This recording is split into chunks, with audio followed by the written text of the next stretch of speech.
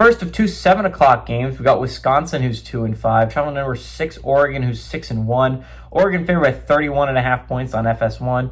Danny O'Neal has gone 61 of 88 for the Badgers, thrown for 635 yards, 5 touchdowns, 5 interceptions. Dylan Jones has gone 76 carries for 300 yards and 2 touchdowns. And Vinny Anthony II has had 25 catches for 279 yards and a touchdown. Dante Moore for the Ducks has gone 136 of 188, thrown for 1,686 yards, 19 touchdowns, 4 interceptions. Noah Whittington had 37 carries for 336 yards and 4 touchdowns, and Jacorian Moore had 25 catches for 398 yards and 3 touchdowns. Oregon is 4-3 against Wisconsin all time. Last 4 games have gone to Oregon from 2001 to 2024. 1977 was the only time Wisconsin's gone to Oregon and won.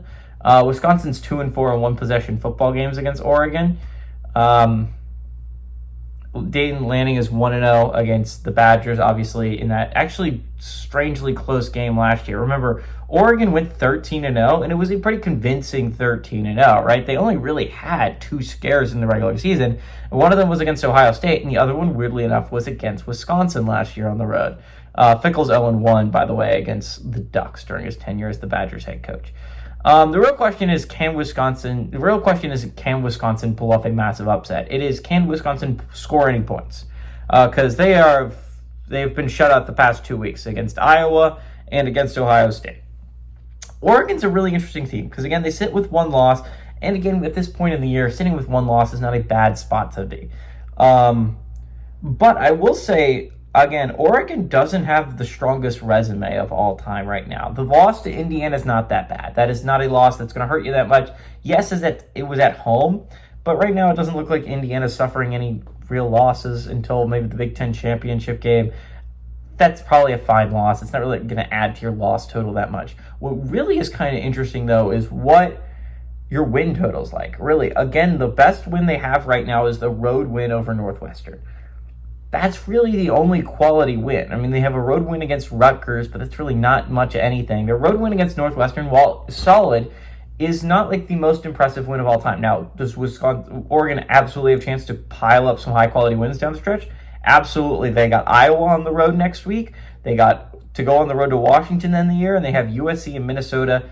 It's going to be a rough month of November is what I'm saying for the Ducks. Like, all 4 of those football teams I've just mentioned could still be trying to vie for a playoff. Not all 4, because technically Iowa and Minnesota play. But you know what I'm saying. All those teams are trying to vie for a college football playoff spot. As of right now, they're all alive in the playoff picture.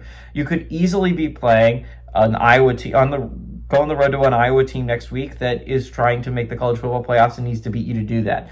You could easily play a USC team at home that wants to go to the college football playoff picture and needs to beat you to do that, right? You could easily be playing a Washington team on the road that wants to go to the college football playoff and needs to beat you to do that. You're playing 4 high-quality teams in the month of November. It's going to be really interesting to watch for the Ducks because, again, the Ducks are not a lock for me.